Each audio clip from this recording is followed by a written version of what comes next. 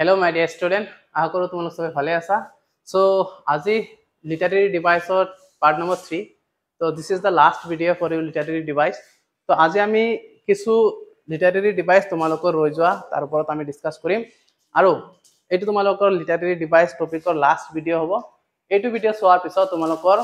এইটো টপিকত আৰু এক নম্বৰো কাটা নাযায় পৰীক্ষাত। বলা ৰৈ যোৱা কিছু আমি টপিক আজি আলোচনা কৰো। আমাৰ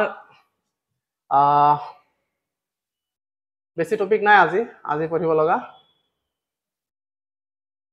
লাষ্ট ডে আমি পঢ়িছিলো metaphor so today will start from rhyme yes তো আজি বাবে আমি ডিসকাস কৰিম এই ৰাইমৰ পৰা চোৱা তো ৰাইম কাক কৈ চোৱা এটো সচৰাচৰ তোমালোক পাই থাকা Rhyme is the repetition of similar ending sound. So rhyme কি হয় এটা repetition হয় কি হল similar ending sound মানে শেষত আমাৰ এটা sound যদি similar দেখা যায় তেনলে হেতু rhyme হয় কোত এটা শব্দত তো usually at the end of line in poetry তো কবিতা এটা কবিতাৰ stanza হয় এই এটা কবিতাৰ stanza হয় তো কবিতা বিলাকৰ যিবিলাক লাইন থাকে সেই লাইনৰ শেষৰ ওয়াৰ্ড বিলাকৰ যদি সাউন্ড সিমিলাৰ হয় আন এটা ওয়াৰ্ডৰ লগত তেনহলে হেতু ওয়াৰ্ড আন এটা ওয়াৰ্ডৰ ৰাইম বুলি ক'ব পাৰিম ঠিক আছে তো ইখিনে কথা একদম বেসিক হয় কি দিছে ইয়াত যেনেকৈ আমি দুটা লাইন পঢ়ি চাও দা স্টার্স আর ব্রাইট তো এইটো আমাৰ কবিতা লাইন এইটোৰ শেষৰ ওয়ার্ড কি এইটো ব্রাইট সাউন্ড কেনেকৈ হৈছে ব্রাইট ঠিক সেকেন্ড লাইনটোত কি দিছে দে শাইন এট নাইট তো এই ব্রাইট আৰু নাইট দুইটাৰ সাউন্ডটোৰ মাজত সিমিলাৰিটি আছে নে নিশ্চয় আছে ব্ৰাইট নাইট তো এইটো লাইনৰ শেষৰ ওয়াৰ্ড যেটোৰ সাউন্ড এই আন এটা লাইনৰ শেষৰ ওয়াৰ্ডৰ লগত মিলিছে ব্ৰাইট নাইট তো এনেকুৱা ধৰণৰ যদি আমি ওয়ার্ড পাও তেনহলে তাক কি কম রাইম বুলি কম রাইমিং ওয়ার্ড বুলি কম ঠিক আছে তো ইয়াত যেনেকৈ আৰু এটা স্টেঞ্জা পাইছো আমি I have a cat it wears a head it likes to play all night and day তো ইয়াতে I have a cat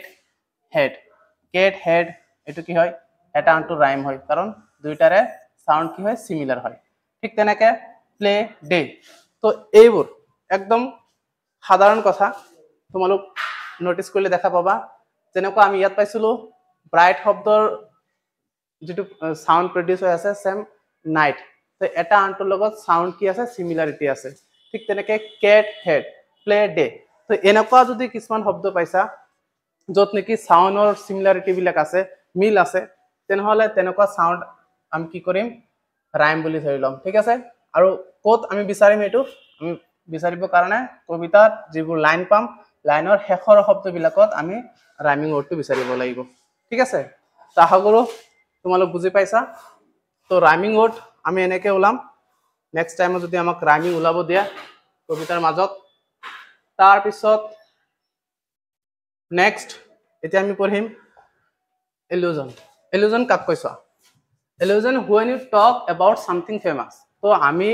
যেতিয়া কবিতাৰ মাজত কবিয়ে কিছু ফেমাস টপিকৰ ওপৰত কথা পাতিব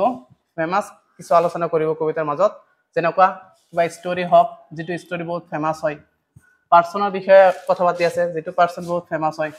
হ্যাঁ বা কোনবা ইভেন্ট মানে ফেমাস যিকোনো কথাৰ ওপৰত যদি আলোচনা চলি আছে কবিতাৰ মাধ্যমত তেনেহলে হেনেকুৱা কবিতা বিলাক যদি উইদাউট এক্সপ্লেইনিং ইট কোনো ধৰণৰ এক্সপ্লেনেশন তুমি দিয়া নাই এক্সপেক্টিং আদাৰ্স টু আন্ডাৰস্ট্যান্ড দ্য মিনিং আৰু তুমি কবিতাত তেনেকুৱা শব্দ ইউজ কৰাৰ পিছত আমাৰ কোনো এক্সপ্লেনেশন দৰকাৰ নোহাকেও মানুহে পঢ়াৰ লগে লগে গম পাই আছে কি কথা পাতি আছো আমি তো তেনেকুৱা ধৰণৰ ওয়ার্ড বিলাকক কি কম illusion বুলি কম ঠিক আছে একদম সিম্পলত কলে কি হ'ব যেতিয়া নেকি আমি কবিতাৰ মাজত কোনবা ষ্টৰী কোনবা পাৰ্সনৰ বিষয়ে বা ইভেন্টৰ বিষয়ে দেখিবলৈ পাম যত তাৰ কোনো এক্সপ্লেনেশন দিয়া নাই বাট তাৰ নাম বিলাক মেনশন কৰিছে আৰু সেই ষ্টৰী বিলাক পাৰ্সন বিলাক বা যেটো নাম ইউজ কৰিছে সেই নামটো বহুত ফেমাস হয় তেনেহলে হেনকুৱা ফেমাস থকা নাম বিলাক বা ইভেন্ট বা ষ্টৰী বিলাক আমি কি কম illusion ইউজ কৰা বুলি কম ঠিক আছে তো ইয়াত আমি এটা কবিতাৰ লাইন লৈছো ইয়াত চোৱা কি দেখা পাইছা A mermaid drifting gracefully এটা আমাৰ ক্লাছ 10ৰ আমান্ডা পোয়েমৰ এটা লাইন হয় ইয়াতে মাৰমেড এই মাৰমেড শব্দটি ইউজ কৰিছে মাৰমেড মানে কি মৎস্যকন্যা জলপৰী হয় না নাই জলপৰী দেখা পাইছে না নাই তোমালোকে এয়া তো মাৰমেড এই সাগৰত যে থাকে জলপৰী বুলি কওঁ আমি তো কবিতাৰ মাজত কবিয়ে কি কৰিছে মাৰমেড শব্দটি ইউজ কৰিছে আৰু এটা বহুত মানে ফেমাস হয় সবে গম পায় মাৰমেড মানে জলপৰী হয় তো এনেকুৱা এটা নাম উল্লেখ কৰা তাৰ অৰ্থটো কি বুজাইছে এইটো কবিতাৰ এই লাইনটোত ইলুজন ইউজ কৰা বুলি বুজাইছে ঠিক আছে ঠিক তেনেকে আৰু এটা ইয়াত দেখিবলৈ পাইছা তোমালোকে she had a smile that revealed that of the Mona Lisa ইয়াত এই মনালিসা নামটো শুনা মাত্ৰই কিবা এটা মনত পৰিছে না আমি শুনিছো না মনালিসা কাহিনীটো কি কাহিনী আছিল এটা ফেমাস পেইন্টিং আছিল হয় না কোনে পেইন্টটো কৰিছিলে লিনাৰ্ডো দা ভিঞ্চি তো এজন ব্যক্তিয়ে এটা ফেমাস পেইন্টিং বনাইছিলে কোনটো পেইন্টিং হয় এইটো ইয়াৰ নাম কি মনালিসা আৰু এইটো আমি বহুত শুনিছো বহুত এটা ফেমাস ষ্টৰী হয় না নাই এটা পেইন্টিং ফেমাস পেইন্টিং হয় তেনেকুৱা ধৰণৰ ফেমাস কিবা পেইন্টিংৰ ওপৰত ষ্টৰীৰ ওপৰত কিবা নামৰ ওপৰত কোনবা পাৰ্সনৰ ওপৰত যদি আলোচনা চলি আছে তেনেহলে হেতু তাতে ইলুজন ইউজ কৰা বুলি কম আমি আৰু এটা ইয়াত এক্সাম্পল পাইছো আমি he is as strong as Hercules তো হাৰকুলাছৰ নিচিনা ষ্ট্ৰং হয় তো হাৰকুলাছ কোন হয় সবে জানো আমি হয় না নাই কোন আছিল এটা আমাৰ গ্ৰীক মাইথোলজি আছিল হয় না বহুত ষ্ট্ৰং এটা হিৰো আছিল আমি পঢ়িবলৈ পাইছো আগতে এজন ব্যক্তি হয় তাৰ মানে ষ্টেটিউ হয় এটো তো এনেকুৱা ধৰণৰ একদম সৰু সৰু কথা তোমালোক মনত ৰাখিবা যে ইলুজন ইউজ কৰা বুলি কেতিয়া কম আমি যেতিয়া নেকি কবিতাৰ মাজত পোয়েট কি কৰিছে কবিয়ে কি কৰিছে যে এনেকুৱা কিছুমান ষ্টৰী বা পাৰ্সনৰ নাম মেনশন কৰিছে যেটো বহুত ফেমাস হয় আৰু তেনেকুৱা ফেমাস এটা ক্যাৰেক্টাৰ এটা পাৰ্সন বা এটা ষ্টৰী ইউজ কৰাক আমি ইলুজন ইউজ কৰা বুলি কওঁ ঠিক আছে তো এইটো আন এটা আমাৰ লিটাৰেৰী ডিভাইস আছিল যত নেকি ফেমাস কথাৰ ওপৰত আলোচনা কৰিলে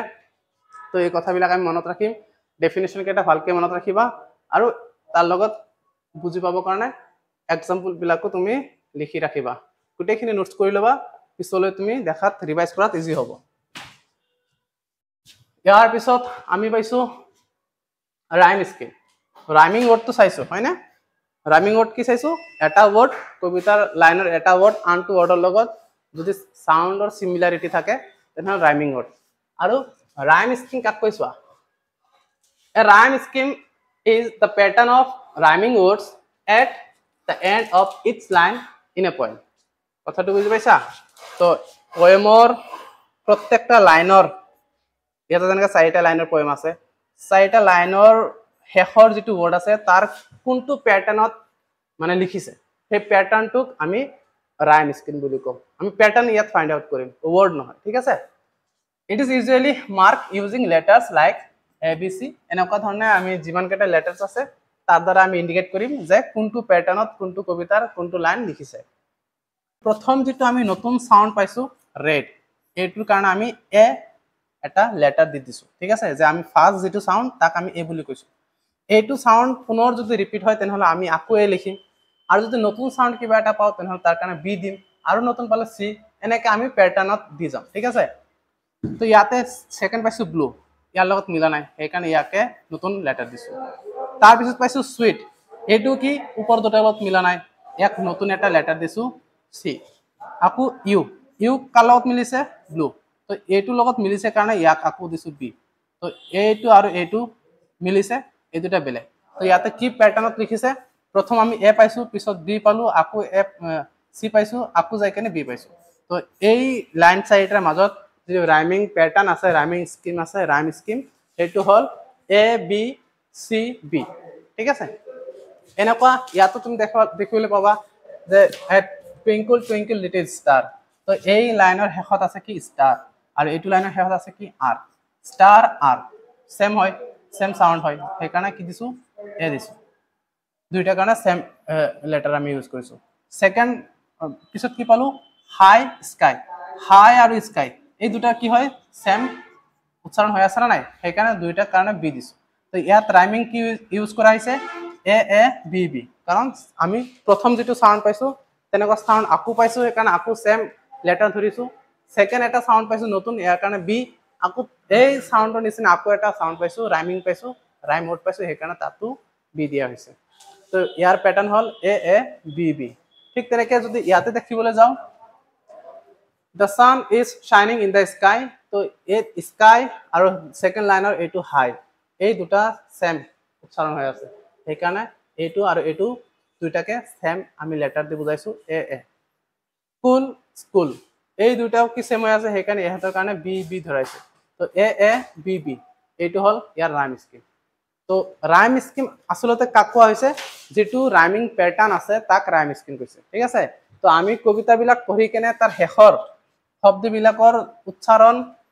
আমি দেখিবলৈ যাম হিয়তৰ ৰাইমিং ৱৰ্ডটো বিচাৰি কেনে চাম এটাৰ নিচিনা উচ্চাৰণ আনটোৰ লগত মিলি আছে নেকি যদি মিলি আছে সবৰ মিল থকা সবৰ কাৰণে এটা প্ৰথম আমি আখৰ ধৰি লম লেটাৰ ধৰি লম অমিল কোনবা আহিলে তাতে বি ধৰিম সিম্পলি কি কৰিম কবিতাটো পঢ়িলো কবিতাৰ লাইনৰ প্ৰত্যেকটা শেষৰ শব্দবিলাক আমি ৰিডিং কৰি চালো যে প্ৰথম এটা শব্দ পাইছো যাৰ কাৰণে আমি এ ধৰিছো যিকোনো ফাৰ্স্ট পোৱাৰ কাৰণে এ ধৰিব লাগিব এনেকুৱা যেটো এটা শব্দ পাইছা যাৰ কাৰণে এ ধৰিছা তেনেকুৱা সাউন্ড থকা আন এটা শব্দ তুমি পাইছা তথাপি আৰু এ হ'ব আৰু এটা পাইছা সেম সাউন্ড তথাপি এ হ'ব নতুন এটা সাউন্ড পাইছা তেনেহলে বি হ'ব নতুন সাউন্ডটো তুমি পুনৰ আকু পাইছা বি হ'ব এটা আৰু এটা নতুন সাউন্ড পাইছা যেটো নেকি ইয়াৰ লগতো নিমিলে তেনেহলে তাক সি ধৰিব লাগিব আৰু এটা পাইছা যেটো নেকি এই তিনটা লগতো নিমিলে তেনেহলে তাক কি ধৰিম আমি ডি তো এনেকে এ বি সি ডি এনেকে এইবোৰ লেটাৰেৰে আমি ৰাইমিং প্যাটাৰ্নটো বুজাও যাক নেকি ৰাইম স্কিম বুলি কয় তো আশা কৰো বুজি পাইছা এইখিনি আসলে এটা কনসেপ্ট সৰু কনসেপ্ট ৰাইম স্কিমৰ ইয়াৰ পিছত আমি পাম কনসনেন্স সোয়া বহুত ইন্টারেস্টিং টপিক হয় এটো কনসনেন্স কাক কয় সোয়া কনসনেন্স is a poetic device where the same consonant sound is repeated in nearby words তো কনসনেন্স ইউ এটা পোয়েটিক ডিভাইস হয় পোয়েটিক ডিভাইস লিটারেরি ডিভাইস একে হয় তো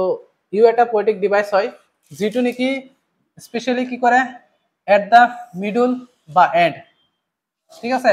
not just at the beginning মানে শব্দৰ আৰম্ভণিত নহয় তেও শব্দৰ মাজত বা শব্দৰ শেষত কনসনেন্ট সাউন্ড যদি ৰিপিট হৈ আছে নিয়াৰ বাই ওয়াৰ্ডত তেনেহলে তাক কি কম আমি কনসনেন্স ইউজ কৰা বুলি কম ঠিক আছে তো এক্সাম্পল আমি চাও ইয়াত ধুনীয়াকৈ এক্সাম্পল দিয়া আছে Mike likes his new bike তো এই কেইটা ওয়াৰ্ডৰ মাজত আমি নিয়াৰ বাই ওয়াৰ্ডত চাম যে কনসনেন্ট সাউন্ড ৰিপিট হৈ আছে নেকি যদি কনসনেন্ট সাউন্ড ৰিপিট হৈছে আৰু শব্দৰ মাজত বা শেষত ৰিপিট হৈছে তেনেহলে তাক কি হৈছে কনসনেন্স ইউজ কৰা বুলি কম ঠিক আছে প্ৰথম নহয় মাজত বা শেষত তো মাইক মাইকৰ কে লাইক এই লাইকৰ কে তাৰ পিছত বাইক এই বাইকৰ কে উচ্চাৰণ যদি চাব যাও মাইক কে উচ্চাৰণ আহি যায় লাইক ইয়াতো কে আহি যায় বাইক কে সবতে কে সাউন্ডটো রিপিট হৈ আছে তো কে রিপিটেশন হৈ আছে হয় না নাই কে এটা আমাৰ কি হয় কনসনেন্ট হয় তো কনসনেন্ট সাউন্ড ৰিপিট হোৱা কি বুলি কয় কনসনেন্স বুলি কয় খালি এটাই কন্ডিশন কি ওয়ার্ড বিলাকৰ মাজত বা শেষত সাউন্ডটো ৰিপিট হ'ব লাগিব ঠিক আছে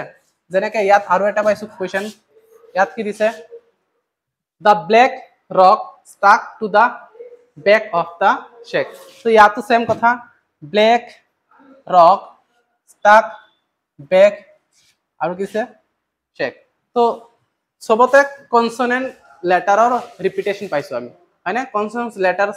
consonant sound or repetition paisu aru prottekta ami dekhibole paisu je hoy শব্দৰ শেষত নহলে শব্দৰ কি আছে মাজত তো শেষত বা মাজত যতে হক শেষত বা মাজত হ'ব লাগে হয় না কন্ডিশনটো আৰু ইয়াতে সেম তেনেকুৱা পাইছো যাৰ কাৰণে ইয়াত কি লিটাৰেৰী ডিভাইস ইউজ কৰিছে আমি কি কম কনসনেন্স ইউজ কৰিছে ঠিক আছে তো এটা কবিতাৰ স্টেঞ্জাত এটা লাইনত আমি কনসনেন্স ইউজ কৰা হৈছে নে নাই তাক আমি আইডেন্টিফাই কৰাৰ কাৰণে জাস্ট সৰু এটা কথা মনত ৰাখিম যদি তাতে কনসনেন্স মানে কনসনেন্ট সাউন্ড ৰিপিট হৈ আছে আৰু ওয়াৰ্ড বিলাকৰ মাজত বা শেষত ৰিপিট হৈ আছে এই দুটা কন্ডিশন ফুলফিল কৰিছে তাৰ মানে তাতে consonance literary device poetic device use কৰা হৈছে ঠিক আছে ইয়াৰ পিছত ইফালে চোৱা আৰু এটা কোৱেশ্চন আছে নম দা worm swam in the storm তো এই তিনটা ওয়ার্ডত এটা পাইছো ইয়াতে আর এম ইয়াতে আর এম ইয়াতে এম ইয়াতে আর এম এই নম ইয়াতে আৰ এম উচ্চাৰণ হৈছে, ইয়াতো বম আৰ এন, ইয়াতে সোম খালি এম উচ্চাৰণ হৈছে, ইয়াতে আৰ এন। তো এম এটা কনসোনেন্ট হয় আৰু এটা কনসোনেন্ট লেটাৰ হয়, আৰু প্ৰত্যেকটা নিয়াৰ বাই ওয়াৰ্ড এটা আনটোৰ ওচৰে পাজৰে শব্দ এইবিলাক হয় না নাই। তো নিয়াৰ বাই ওয়াৰ্ড আমি কি কৰোঁ, যদি কনসোনেন্ট সাউন্ড ৰিপিট হৈ আছে তাক কনসোনেন্ট ইউজ কৰা বুলি কওঁ। আৰু ঠিক তেনেকুৱা এটা এক্সাম্পল আমি ইয়াত পাইছোঁ, সেইকাৰণে ইয়াতে কি লিটাৰেৰী ডিভাইচ ইউজ হৈছে বুলি আমি ক'ম, কনসোনেন্ট। ঠিক আছে, বুজি পাই আছা নে কথাখিনি? বহুত ইজি হয়, জাষ্ট মনোযোগেৰে শুনিবা আৰু গোটেইখিনি মূৰত এনেই সোমাই যাব, ইমান টেনশ্যন ল'ব নালাগে। এইটো সেন্টেন্স চোৱাচোন, he kick the lock truck with chalk. ইয়াতো হি কিক, কিক লাষ্টত কে সাউন্ড হৈছে, লক কে, ট্ৰাক কে, আৰু ইয়াতো কে। তো সবতে আমি কি দেখা পাইছো যে কনসোনেন্ট সাউন্ডৰ ৰিপিটেশন দেখা পাইছো, আৰু কনসোনেন্ট সাউন্ডৰ ৰিপিটেশন হোৱা মানে কনসোনেন্ট পোয়েটিক ডিভাইস ইউজ করা বুঝায়, হয় না? তো প্রত্যেকটা উদাহরণ চাগে বুঝি পাইছা তোমালোক, ডাউট নাই, হয় না? তো এনেকা আমি ইউজ কৰিম, এনেকা আমি বিচাৰি ওলাম। ইয়াত সৰু এটা কথা, মোৰ ফালৰ পৰা এটা কুৱেশ্যন, যদি শব্দৰ মাজত বা শেষত কনসোনেন্ট লেটাৰৰ সাউন্ড রিপিটেশন হয় তেনেহলে তাক কনসোনেন্স বুলি কয়। ঠিক আছে, এইখিনি আমি ইয়াত পালো। কিন্তু যদি স্টার্টিংত হয়, হয় না, ইয়াততো কি কৈছে, নট জাস্ট বিগিনিং, বিগিনিঙত যদি নহয় তেতিয়াহে এইটো হ'ব। যদি বিগিনিঙতে হয় তেতিয়া কি হ'ব, তেতিয়া তেনেকুৱা টপিক পাইছিলো না আমি, মনত আছে? একদম ফাৰ্স্ট ভিডিওত আমি পাইছিলো, যদি কোনোবা শব্দৰ আৰম্ভণিত কনসোনেন্ট সাউন্ড রিপিট হৈ আছে তেনেহলে তাক কি বুলি কয়, এলিটারেশন। মনত আছে না নাই তোমালোকৰ? বাৰু মই আকৌ দেখাই দিছো, এই কনসোনেন্স আৰু এলিটাৰেশনৰ ডিফাৰেন্সটো দেখাই দি আছো। চোৱা, আমি পাইছিলো আগত, এতিয়া আকৌ চাম আমি। আমাৰ কথাটো হ'ল, আমাৰ ডাউট থাকিব নালাগে, আমাৰ নাম্বাৰ কাটা যাব নালাগে, হয় না নাই? তো কনসোনেন্স আৰু এলিটাৰেশনৰ ডেফিনিশন আৰু হেৰিটো চোৱা, ডিফাৰেন্সটো চোৱা। তো কনসোনেন্স কাক কয়, যেতিয়া নেকি আমি চাম middle or end consonant sound. আমি কনসোনেন্ট সাউন্ড দুইটাতে কনসোনেন্ট সাউন্ড লাগিব, কিন্তু ইয়াত কি লাগিব, শব্দৰ মিডলত হ'ব লাগিব, নহলে শেষত হ'ব লাগিব, তেতিয়াহে কনসোনেন্ট ইউজ হোৱা বুলি ক'ম। ঠিক আছে, এইটো ইউজ হৈছে বুলি আমি ক'ম। কিন্তু এলিটারেশন ইউজ হৈছে না নাই সেইটো কেনে গম পাম, যদি শব্দৰ স্টার্টিংত কনসোনেন্ট সাউন্ড হৈছে, বিগিনিঙত যদি কনসোনেন্ট সাউন্ড হৈছে। একদম ইজি এক্সাম্পলেৰে চাই লোৱা, যেনেকে মাইক, লাইক, বাইক, এই কনসোনেন্ট লেটাৰৰ যিটো কনসোনেন্ট সাউন্ড শব্দৰ মাজত হৈ আছে, চাৰিটা শব্দৰ মাজত কে আছে, এই পাঁচটা শব্দৰ মাজত কে আছে, ইয়াতো চাৰিটাৰ মাজত কে আছে, হয় না নাই? ইয়াতে যি কে কনসোনেন্ট সাউন্ড রিপিট হৈছে সেইটো মাজত আছে। আৰু ইয়াতে বিগ ব্ৰাউন বিয়াৰ, ইয়াতে বি সাউন্ড হৈছে, বি টু কনসোনেন্ট হয়, আৰু বি কনসোনেন্ট সাউন্ড ৰিপিট হৈ আছে, আৰু এই বি টু স্টাৰ্টিংত আছে, চোৱা বিগিনিঙত আছে না নাই? তো আমাৰ কথাটো হ'ল, যদি বিগিনিঙত কনসোনেন্ট সাউন্ড ৰিপিট হৈ আছে তেনেহলে তাক